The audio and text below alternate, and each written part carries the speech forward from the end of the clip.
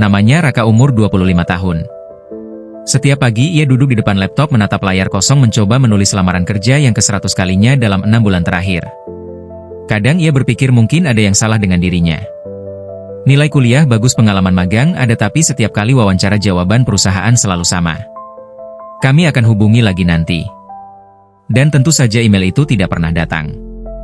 Raka bukan satu-satunya. Ia mewakili jutaan anak muda di usia 20-30 tahun yang sedang berjuang membangun sesuatu yang disebut karir di tengah dunia yang bahkan tidak tahu arah akan kemana. Di luar sana ekonomi bergejolak. Teknologi berkembang terlalu cepat. Dan batas antara pekerjaan tetap dan proyek sementara semakin kabur. Kita hidup di zaman di mana tidak ada jaminan tetap. Bahkan perusahaan besar bisa runtuh hanya dalam hitungan bulan. Dan profesi yang dulu dianggap aman bisa hilang karena satu aplikasi baru. Jadi kalau kamu merasa cemas dengan masa depanmu, percayalah, kamu tidak sendiri.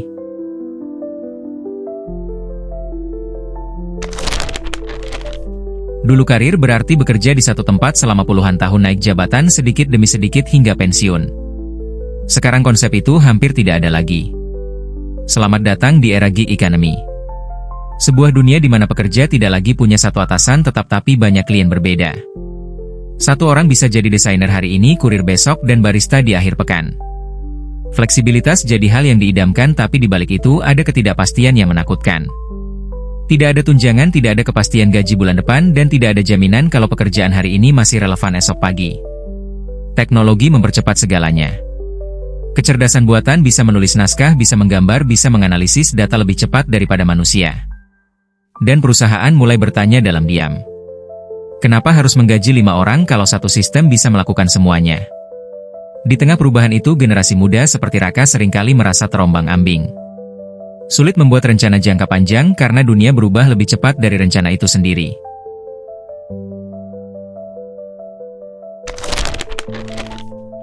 Raka pernah merasa malu saat reuni kampus. Teman-temannya sudah punya jabatan keren dan kantor bagus. Ia masih berpindah dari satu proyek freelance ke proyek berikutnya. Ia mulai mempertanyakan nilai dirinya. Apakah aku gagal hanya karena belum punya posisi tetap? Apakah karir hanya bisa disebut berhasil kalau ada kartu nama? Rasa rendah diri itu pelan-pelan tumbuh jadi kelelahan. Burnout bukan karena bekerja terlalu keras, tapi karena merasa usaha kerasnya tidak membuahkan arah yang jelas. Dan itulah realita banyak orang di usia 20-30 tahun saat ini. Kita tidak hanya bekerja untuk mencari uang, tapi juga mencari makna. Namun di tengah tekanan ekonomi dan ekspektasi sosial, kadang kita kehilangan keduanya sekaligus. Media sosial memperburuk luka itu.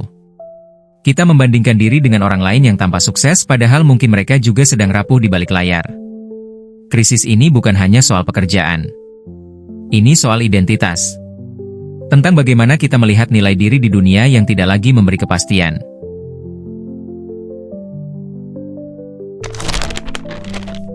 Di masa lalu karir kokoh berarti stabilitas. Gaji tetap, jabatan jelas, dan jalur promosi yang pasti. Tapi kini definisi itu perlu diubah. Karir kokoh di zaman sekarang bukan soal tempat di mana kamu bekerja. Tapi tentang pondasi yang kamu bangun dalam dirimu sendiri. Kokoh berarti punya kemampuan yang bisa dipindahkan kemanapun. Kokoh berarti punya nilai yang tidak tergantung pada jabatan. Kokoh berarti bisa beradaptasi bahkan ketika arah angin berubah. Kamu tidak bisa lagi menggantungkan keamanan pada perusahaan. Kamu harus membangunnya dari dalam. Kamu harus tahu apa yang kamu bawa ke meja perundingan dunia kerja. Bukan hanya gelar, tapi kemampuan nyata untuk menciptakan nilai. Dan nilai itu tidak datang dari ijazah. Ia datang dari kebiasaan kecil yang kamu latih setiap hari. Raka mulai belajar hal itu setelah sekian lama terombang-ambing. Ia berhenti mengejar jabatan dan mulai fokus membangun kemampuan. Ia belajar skill baru. Menulis, membuat konten, menganalisis data. Bukan karena disuruh, tapi karena ia sadar dunia tidak akan berhenti berubah. Ia mulai membangun jaringan, bukan sekadar mencari koneksi, tapi membangun hubungan manusia yang tulus saling membantu. Ia mulai belajar tentang manajemen diri. Bagaimana mengatur waktu, energi, dan emosi di tengah ketidakpastian. Dan satu hal yang paling penting, ia berhenti membandingkan jalurnya dengan orang lain. Ia mulai menilai kemajuan bukan dari seberapa cepat ia mencapai tujuan, tapi seberapa jauh ia bertumbuh dari dirinya yang kemarin. Di era modern ini, kemampuan bertahan bukan lagi tentang siapa yang paling kuat, tapi siapa yang paling adaptif. Skill stacking jadi kunci. Bukan hanya ahli di satu hal tapi punya kombinasi unik yang sulit digantikan mesin. Misalnya kamu jago desain tapi juga paham komunikasi dan sedikit tentang psikologi. Kombinasi itu menjadikanmu langka. Dan kelangkaan adalah nilai. Kamu juga perlu mengerti pentingnya personal branding. Karena di dunia digital reputasi adalah mata uang baru. Namun branding tanpa kompetensi hanya akan jadi topeng yang rapuh. Bangun kemampuan dulu baru tampilkan nilai itu ke dunia.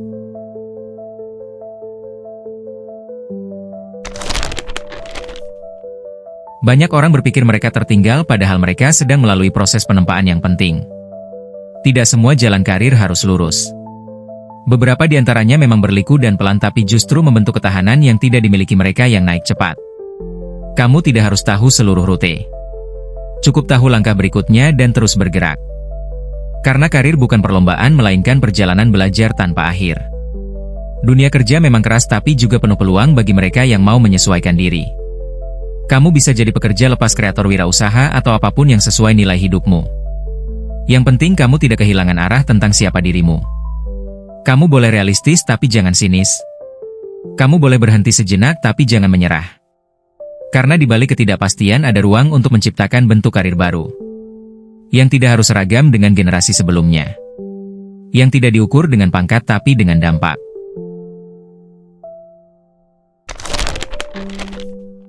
Hari ini Raka masih bekerja lepas tapi ia tidak lagi cemas. Ia punya arah walau belum punya jabatan. Ia punya nilai walau belum punya kartu nama. Ia punya rasa percaya bahwa karirnya sedang tumbuh perlahan tapi kokoh. Dan mungkin kamu pun sedang ada di titik yang sama.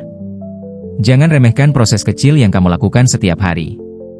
Belajar satu hal baru, menulis satu paragraf tambahan, mengirim satu email profesional bisa jadi batu bata kecil dari rumah kariermu yang sedang kamu bangun. Karir kokoh bukan yang paling tinggi tapi yang paling tahan ketika badai datang. Dan dunia kerja kita hari ini penuh badai.